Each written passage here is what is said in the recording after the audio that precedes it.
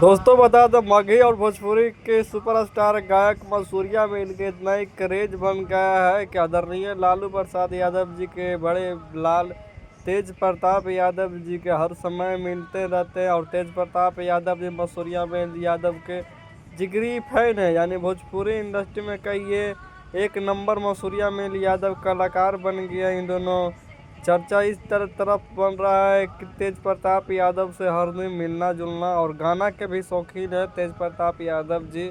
और सब भैया लालू के लाल सबका सपोर्ट करते हैं, लालू के लाल सबके सपोर्ट करते हैं। यहीं चलते सब कलाकार से के माध्यम से सपोर्ट तेज प्रताप यादव को रहता है और जवाब भी देते हैं एक नंबर। और मंसूरिया में देखिए इन दोनों सुपर हिट सॉन्ग ला रहा है, जब भी गाना ला रहा है भोजपुरी में टुनटुन यादव जी के बराबरी कर